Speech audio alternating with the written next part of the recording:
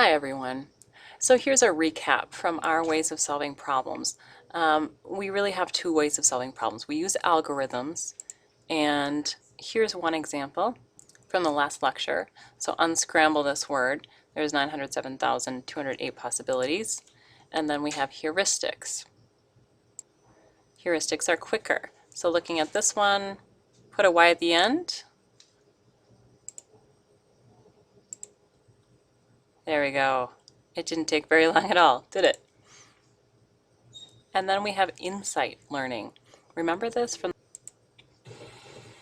At the Max Planck Institute for Evolutionary Anthropology in Leipzig, Germany, psychologist Joseph Cole places a peanut inside a clear tube. How can the chimpanzee get the snack? She's never seen this puzzle before. For 10 minutes, there is no solution inside. And all of a sudden, boom, they solve it.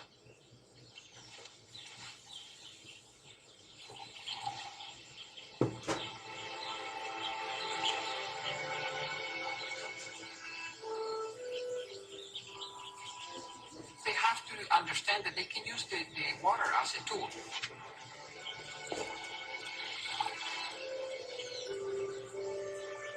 This is interesting because the water itself, it doesn't have any shape. Using water as a tool seems like something we would do on a good day. So that insight experience of solving problems is like that aha moment. And research has shown that animals have this experience just like humans. So in the image you see here, some chimpanzees were shown a piece of fruit that was hanging very, very high, and these boxes were just kind of spread out. And they jumped and jumped and tried to reach their fruit, and then they just kind of sat there and stood and were stuck for a while. Yet eventually, at one moment, it was like the chimpanzee had the aha experience and then stacked the boxes, and they were able to obtain the food. Well, with new technology, these brain imaging and EEG studies have suggested that when that insight strikes, the right temporal cortex is activated. What's amazing here is this last statement. The time between not knowing the solution and realizing it is 0.3 seconds. So I've talked about three major ways to solve problems. We use algorithms, we use heuristics, and we have insight. So in class today, we talked about some obstacles that get in the way of solving problems. So here's the confirmation bias definition, and here's that example we used in class today of the set of three numbers. And subjects had difficulty figuring out the rule due to this confirmation bias. Many subjects in this experiment continued to try to test out examples that would simply confirm their bias. So 6, 8, 10, 20, 22, 24.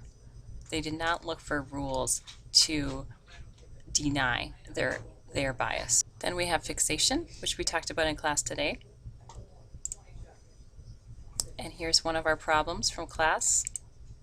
There's a matchstick solution and the candle solution. And a definition from class today. And the use of heuristics can get in the way of correctly solving problems as well. Another problem is overconfidence, and this is review from try 1. And then we have exaggerated fear. Another thing to consider is the issue of framing. The way that you frame something can significantly affect how people make a decision or how they judge the information. Here's your example. What's the best way to market ground beef? 25% fat or 75% lean? Another example. A surgeon tells someone that 10% of people die while undergoing a particular surgery, and another surgeon tells someone that 90% survive. The information is the same, but the effect is not. This is framing. So people can use fear quite well by framing an issue. If you want to scare people, you frame the risks as numbers, not percentages. So if people are told a chemical exposure is projected to kill 10 out of every 10 million people, you might try to get people to imagine 10 people dead. people are going to feel way more frightened than if they're told that the fatality risk is this teeny tiny 0.0000001.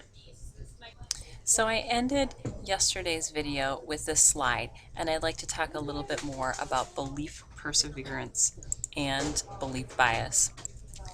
Now, once you have made a decision, you have chosen a belief about an issue, you tend to cling on to that. You cling on to your logic and your rationale, even in the face of evidence to the contrary. Once people have explained to themselves why they believe a child is gifted or learning disabled, or why a candidate X or a candidate Y will be a better president, a better commander-in-chief, they tend to try to ignore evidence undermining that belief. And this is really saying that prejudice persists. We'll talk more about this when we get to the social psych unit. But one example from research was dealing with capital punishment. So a group of people equally divided on both sides of the capital punishment issue studied two supposedly new research findings, one supporting capital punishment and the other refuting the claim that the death penalty deters crime. Each side was more impressed by the study supporting its own belief, and each readily disputed the other's study. So you could say that even though individuals were given a fair or balanced perspective on the capital punishment debate, the same mixed evidence actually increased their disagreement. People clung on tighter to their original belief using their new evidence to support that belief, and yet they didn't believe the evidence that was refuting their belief. And then finally we have belief bias, the tendency of one's pre-existing beliefs to distort logical reasoning by making invalid conclusions. So here's an example. And here's that previous slide again. Same terms, definition in different words. So all of this really is coming back to Unit 1 when we talk about intuition and how intuition fails us. So here's some review terms from Unit 1. And some more. And some new ones. And then finally with cognition, we end with creativity. What is creativity? How do you define it anyway? It's very difficult, but there's actually very little correlation between creativity and intelligence. So instead of getting stuck in convergent thinking, which is really, and convergent thinking really is requiring one to focus on one answer, creative people tend to think divergently. It asks people to consider multiple answers, multiple possibilities, multiple ways to come up with a solution. And there we are. That's all. See you tomorrow.